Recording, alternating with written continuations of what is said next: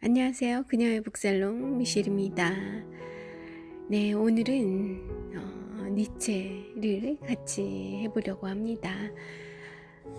정희진 씨의 책을 앞에 두고 있어요. 제목이 정희진처럼 읽기입니다.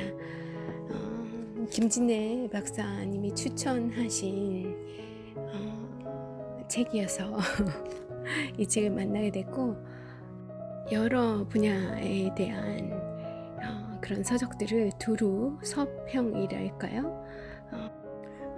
그 정희진 씨만의 그런 아주 예리한 시각으로 아주 꼭꼭 씹어서 소화하신 그런 내용들을, 깊은 사유들을 나눠주고 있는 것 같습니다.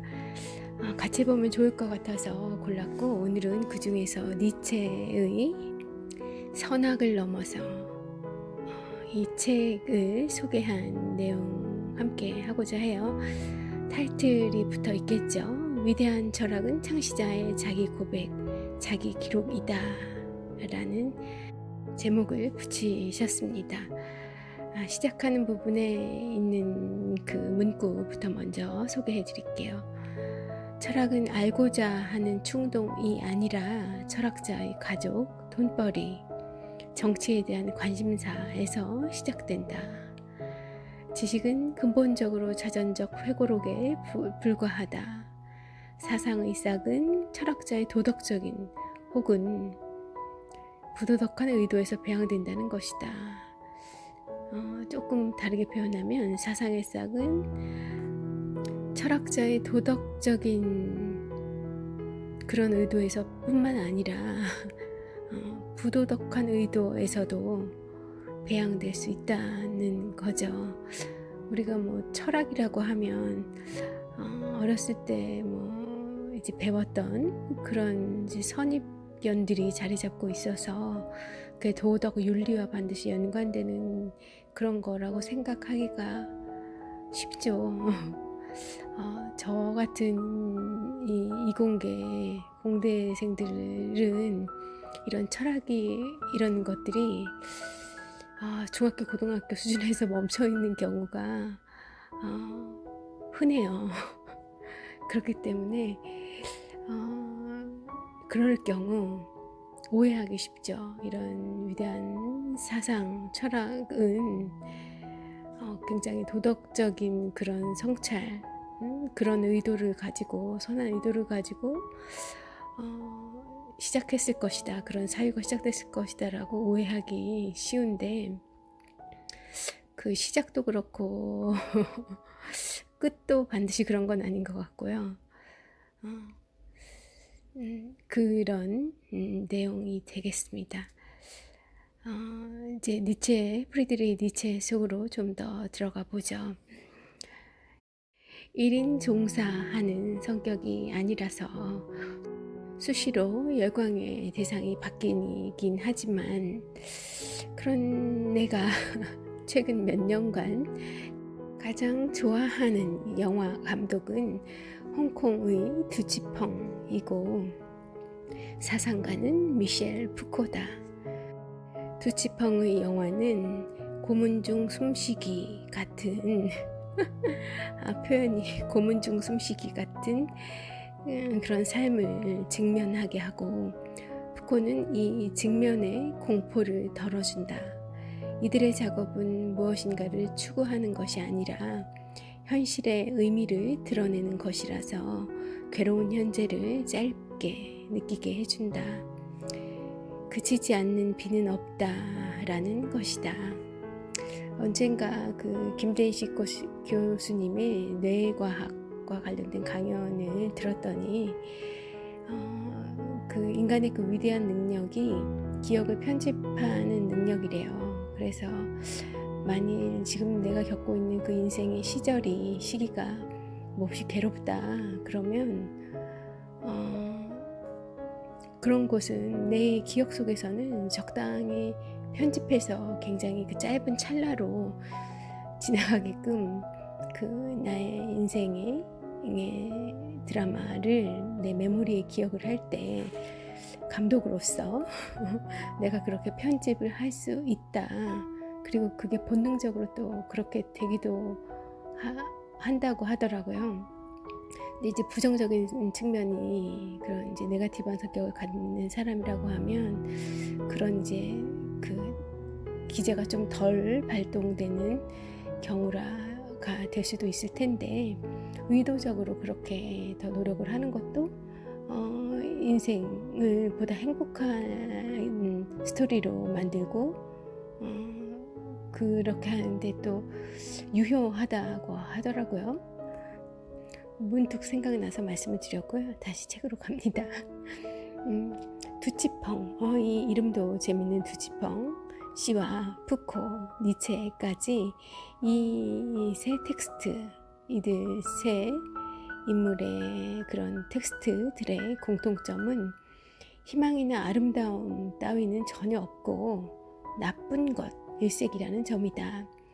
좋은 말로 나쁜 거지. 더 솔직하게 이야기하면 이들은 지향하는 바 그 자체가 그 스타일 자체가 성격 자체가 태생 자체가 잔인하고 염세적이다. 근데 반대로 그게 위안이 된다. 심오한 사상가는 오해받기보다 이해받기를 더 두려워한다. 이 말 또 의미심장하지 않습니까? 심오한 사상가는 오해받기보다 이해받기를 더 두려워한대요. 그러니까 쉬운 사람이고 싶지 않은 걸까요? 그냥 자기가 그 무슨 비밀의 코드처럼 다빈치 코드처럼 그 감춰놓은 그 코드를 너무 사람들이 쉽게 접근하고 해석하게 되는 그것을 오히려 두려워한다. 그러기를 원치 않는다. 아주 힘들게 자기의 그 정수, 자신의 그 어떤 결과물, 사상적 결과물에 대해 아주 쉽게 사색 없이 오는 그런 것을 원치 않는다라는 의미 같기도 해요. 오늘은 왜 이렇게 생각이 나는 게 많을까요? 제가 언젠가 그 건축물의 아름다움에 대해서 논한 책을 본 적이 있어요. 그런데 그 중에 종로구에 있는 어떤 되게 40몇 년도에 지은 그런 오래된 교회가 있는데 40몇 년 된지 70몇 년 된지 아무튼 지금으로부터 한 50년 정도 됐다는 건지 그 교회가 있는데 제가 이름이 생각이 안 나네요. 그 장충동 동대문 어디 그 근처에 있는 교회인데요.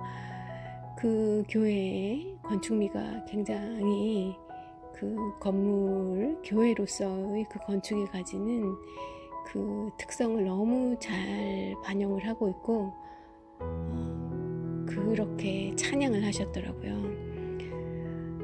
그 교회의 본당 안에 들어가려고 하면 그 이제 제일 바깥에 그 출입 그 건물의 경계가 되는 면에서부터 시작해서 빙글빙글 이제 몇 바퀴를 돌면서 이 교회의 출입문에 실제 출입문에 도달할 수 있는 거예요.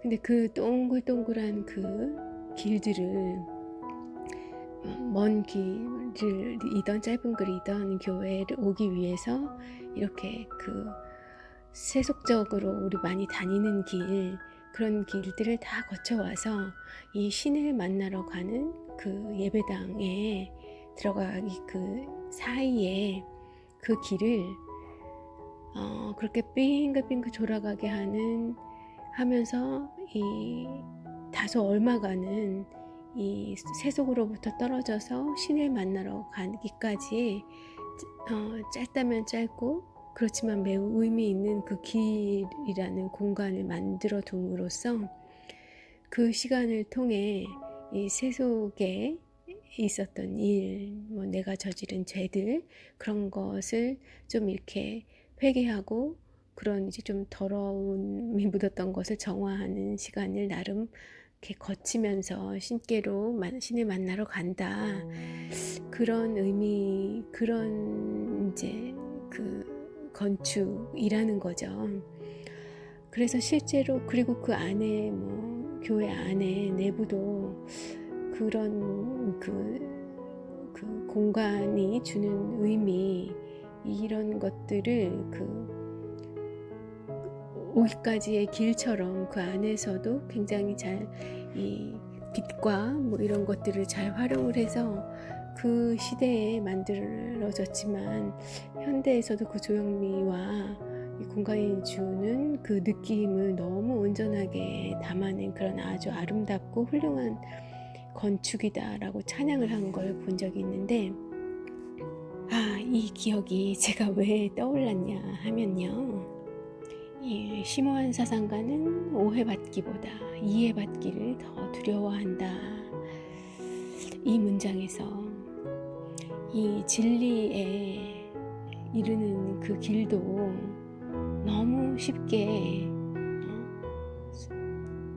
그런 충분한 사색과 성찰, 탐색 이런 거 없이 도달하는 것은 그 진리에 대한 예의가 아니고, 또 너무 쉽게 얻어지는 것은 또 가치가 좀 덜하게 느껴질 수 있기 때문에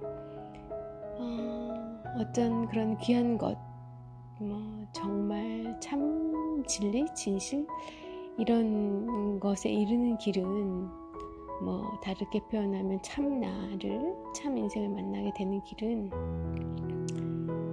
그리 쉽지 않다.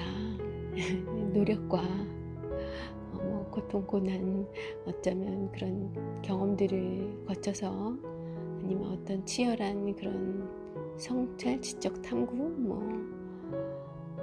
지적 탐구가 아니어도 뭐 속세에서의 그런 인간과 부딪히면서의 탐구, 그런 것들을 통해서야, 그런 이후에야 비로소 얻어지는, 도달할 수 있는 그런 것이다라는 같은 맥락으로 좀 생각이 되어서 문득 그 교회의 그 건축이 제 머릿속에 그 이미지가 떠오르지 않았나 싶어요. 자, 마저 읽어볼게요.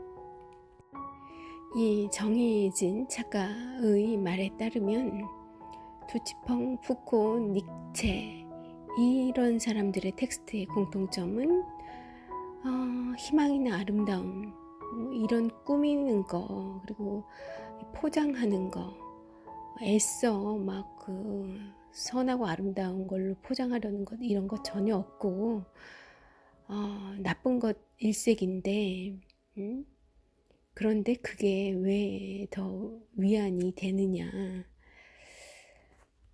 이분들 대단한 사람들인데 그런 태도를 통해서 나쁜 것 일색인, 이 젠 척하지 않고 선한 척하지 않는 그런 솔직함, 뭐 이런 거를 통해서 나는 심오하지도 않고 또 그런 뭐 대단한 그런 사상가도 아니므로 당연히 오해가 두렵지만, 그리고 오해받겠지만, 오해받을 때 난 괜찮다, 나름대로 그것도 위로가 된다, 뭐 이런 자세가 느껴진다는 거죠. 자, 선악을 넘어서 1886년에 출간된 저서인데요. 이 책은 니체의 대표서인 자라투스트라는 이렇게 말했다 다음으로 니체 사상 전반을 보여주는 주요 저작이다. 괴물과 싸우는 사람은 자신도 괴물이 되지 않도록 주의해야 한다. 그리고 그대가 오랜 동안 시면을 들여다볼 때 시면 역시 그대를 들여다본다. 인간이 궁극적으로 사랑하는 것은 자신의 욕망이지 욕망의 대상이 아니다. 이런 한 번쯤 들어봤음직한 유명한 글귀들의 출처가 바로 이 책 선악을 넘어서이다. 지식은 어떻게 형성되는가? 서양 철학을 니체 이전과 이후로 구분한 사람은 니체 자신이었지만 시간이 흐를수록 동의하는 팔로워들이 늘고 있다. 네, 저도 그 팔로워 중에 한 사람입니다. 니체의 위대함은 니체의 표현을 그대로 옮기자면 철학이 플라톤 시대부터 순수 정신과 선 자체를 날조하고 그것과는 상반된 방식으로 지식을 생산해 오지 않았나 그래왔다는 거죠. 그러한 기존의 인식론 전제를 니체가 뒤흔들어 버렸다는 점이 바로 니체의 위대한 점이 될 겁니다. 즉 대립적 사고에 필요한 그런 개념들, 원인, 결과, 상호성, 숫자, 법칙, 자유, 목적 이런 것들은 인간이 만든 것일 뿐이지 실제하지 않으며 이런 것들을 투사하는 인간의 강한 의지와 약한 의지만이 인간의 의지만이 존재한다, 실제하는 거라는 거죠. 그런 개념은 존재하지 않고 그것을 때로는 강하게 때로는 약하게 투사하는 인간의 의지만이 존재한다는 거예요. 이런 생각을 가지고 있는 니체라는 사람에게 그 선악 개념 위에 그 성립되는 도덕, 윤리학 이런 것들이 어떻게 생각되었겠느냐는 거죠. 그래서 이 책의 목적, 선악을 넘어서는 그래서 탄생한 겁니다. 이 책 선악을 넘어서의 목적은 선악을 제목 그대로 건너지 못할 그런 강기슭, 피한 저 멀리 던져버리라는 거예요. 선악을 넘어서는 선악을 넘어서라 뭐 그런 주제의식을 갖고 있는 책이라는 거죠. 지와 무지, 암과 알지 못함이겠죠. 지와 무지는 상반되는 것이 아니라 무지가 세련된 것이 지다. 표현 참 다시 한번 읽어드려요. 지와 무지는 상반되는 것이 아니라 무지가 세련된 것이 지다. 대립적인 것으로 본 게 아니라 어떤 연속선 상의 진화된 개념으로 보는 거죠. 이제까지의 모든 위대한 철학은 창시자의 자기 고백이며 무의식적으로 이루어진 자기 기록이다. 철학은 알고자 하는 충동이 아니라 철학자의 가족, 돈벌이, 정치에 대한 관심사에서 시작된다. 지식은 근본적으로 자전적 회고록에 불과하다. 사상의 싹은 철학자의 도덕적인 혹은 부도덕한 의도에서 배양된다는 것이다. 그러니까 이 철학자, 사상가라는 그런 한 개인의 위대하지만 결국 한 개인의 생각일 뿐인 이 사상을 신, 역사, 진리, 과학, 국민 이런 것으로 둔갑시키지 말라는 경고가 되겠다. 사회적 약자는 약한 사람이 아니라 일상적으로 부당한 질문을 받는 사람이다. 너 빨갱이지? 폭력적이지? 게으르지? 더럽지?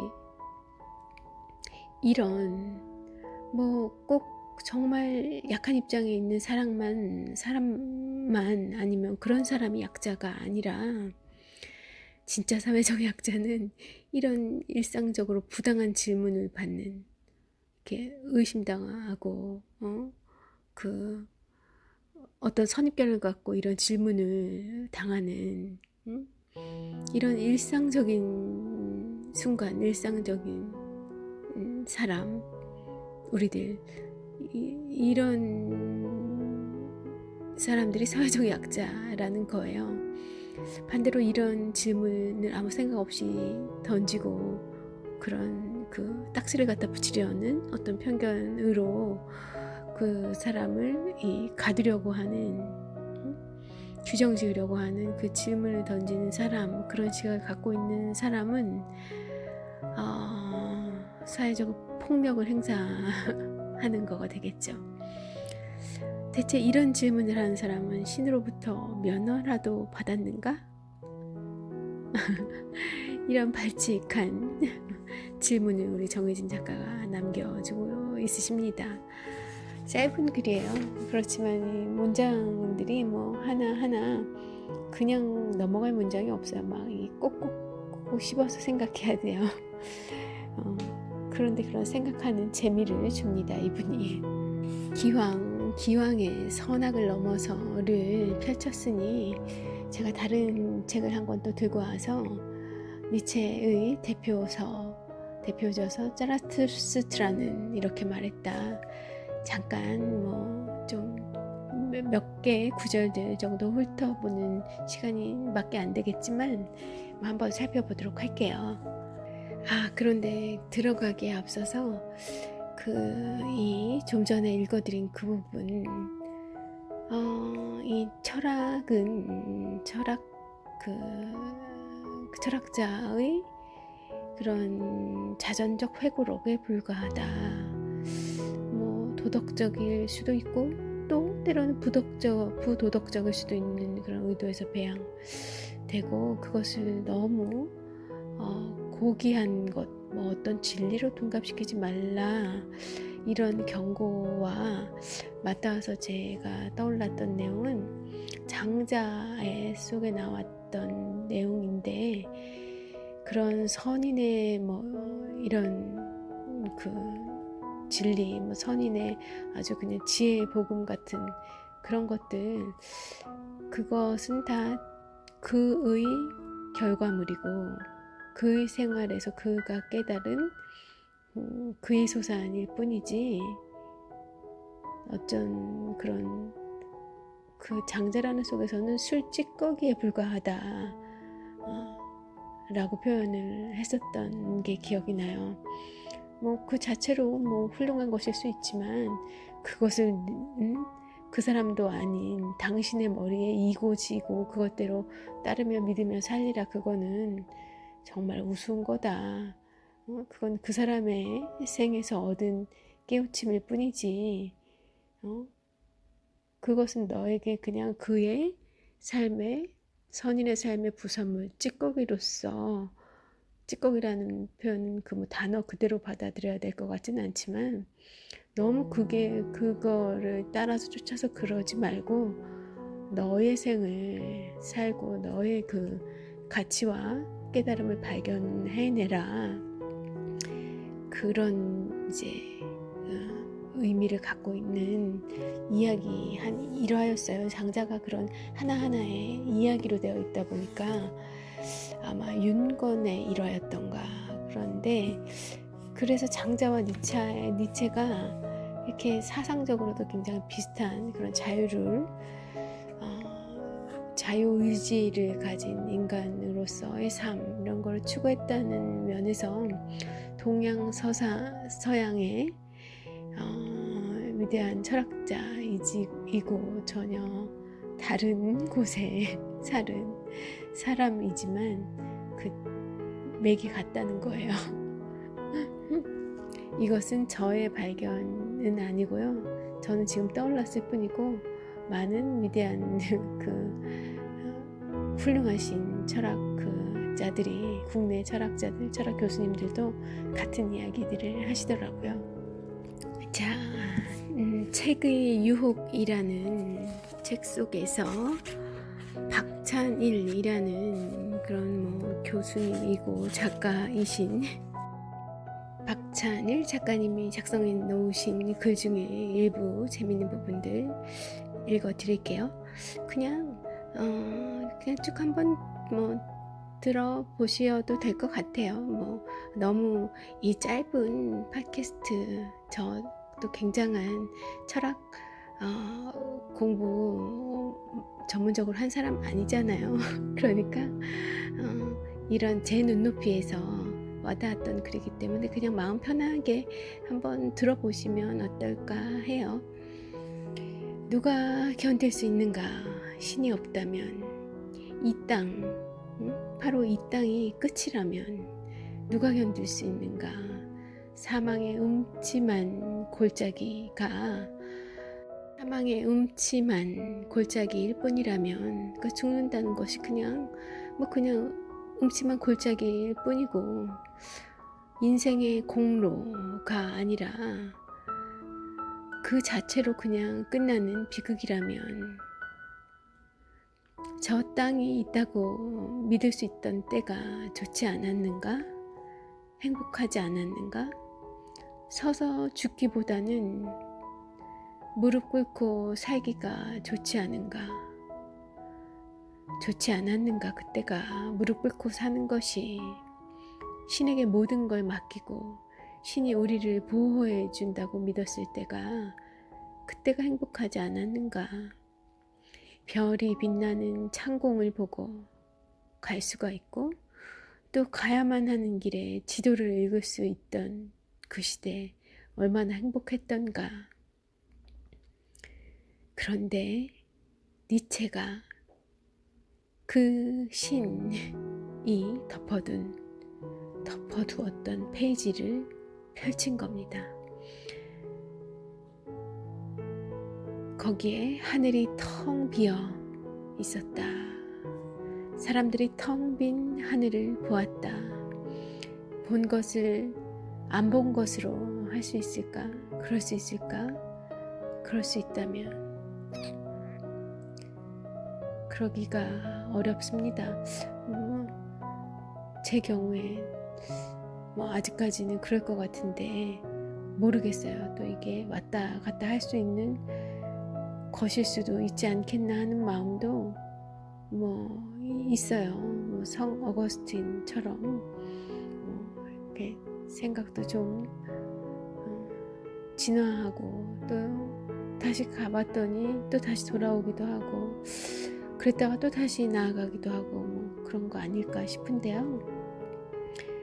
그럴까? 견딜 수 없을까? 소멸이면 어떤가? 이 땅의 끝이라면 그렇다면 어떤가? 받아들이면 되지 않는가? 기꺼이 죽어주면 되지 않는가? 저 땅, 우리가 죽고 갈 저 땅이 텅 비어있다니 얼마나 다행인가? 그런 땅 없다 하니 얼마나 다행인가? 불안해할 필요 없으니까 천당이니 지옥이니 떠들 필요가 없으니까 그러니까 이 땅, 지금 여기의 대지를 전면적으로 긍정하자. 그리고 즐겁게 몰락해주자. 이것 말고 다른 행로 있는가? 하늘이 비어있는 것을 인식한 자의 정해진 수순. 이것이 바로 니체의 행로, 니힐리즘의 행로라고 합니다. 니체의 자라투스트라는 이렇게 말했다를 소개하는 다른 글, 박찬일님의 다른 글로 넘어와 봤어요. 자, 자라투스트라는 이렇게 말했다는 하늘이 빈 것을 인식한 그것을 인식한 자의 설교집이다. 그는 바로 자라투스트라다. 페르시아의 아주 오래전 그 전설처럼 내려오는 그런 선인이라고 할까요? 그렇다고 하더라고요. 예수님보다 더 오랜 역사를 갖고 있다는 분이시고요. 바로 그가 위버맨시, 이제 니체의 그 초인 위버맨시를 설교합니다. 자라투스트라는 이렇게 말했다 해서요. 바로 니체가 우리에게 그처럼 살라고 권했던 게 바로 위버맨시의 삶이에요. 자, 위버맨시 어떤 삶을 얘기하고 있는지 들어보시죠. 위버맨시가 인간을 넘어서는 자이므로 넘어선 인간, 과거에는 이제 초인으로 번역을 하기도 했었다 하고요. 일본에서 처음으로 이 번역이 돼서 들어오면서, 그런데 요새는 이제 독일어 위버맨시라는 단어를 그대로 사용한다고 합니다만, 어쨌든 인간을 넘어서는, 인간을 극복한 인간의 욕망 뭐 이런 것들이겠죠. 그런 것들을 넘어선 자를 의미한다. 넘어선 인간, 넘어서는 인간, 혹은 건너가는 인간으로 번역할 수 있다. 즉, 매 순간 자기 자신을 넘어선다는 뜻이다. 누가 위버맨시인가, 누가 위버맨시가 되는가. 파우스트, 괴테의 파우스트죠. 파우스트가 위버맨시가 아니다. 의학, 천문학, 법학, 신학 등 모든 학문에 통달했지만 세상의 가장 안쪽을 붙들고 있는 것은 무엇인지, 그 궁금증을 풀 길 없어 자기 자신의 영혼을 악마 메피스토에게 저당 잡힌 파우스트, 그 파우스트는 위버맨시가 아니다. 세상의 가장 안쪽을 붙들고 있는 것은 무엇인지, 이 질문 묻지 않는 자, 그가 바로 위버맨시이다. 그가 위버맨시가 된다. 그가 보는 것, 냄새 맡는 것, 맛보는 것, 만지는 것, 듣는 것, 이것 말고 무엇이 있겠는가? 라고 반문하는 자. 신이 없다면 그것을 견딜 수 있는 자. 신이 없다는 사실도 견뎌낼 수 있는 자. 본질이 다른 곳에 있다고 생각하지 않는 자. 대지가 곧 본질이며 이 대지에, 지금 여기에 홀로 서 있는 내가 본질이라고 말하는 자이다. 그러므로 위버맨시는 강한 자이다. 강한 자이어야만 한다. 위버맨시, 힘의 의지, 군주 도덕 뭐 이런 것들은 상호 대체 가능한 개념들인데, 죽음 다음의 삶, 피안의 삶, 이런 것 없이 여기 이곳 대지에 현재의 삶을 견딜 수 있는, 낙화를 두려워하지 않고, 낙화, 꽃이 지는 것이죠. 그것을 두려워하지 않고 꽃을 활짝 피울 수 있는 자, 기꺼이 몰락하려는 자, 이런 사람이 바로 위버맨시라는 겁니다. 위버맨시는 기꺼이 몰락해 주는 자이므로 열심히 살다가 뭐 마음껏 나를 온전히 불태워서 살다가 기꺼이 즐겁게 죽음을 맞이할 수 있는 그런 자.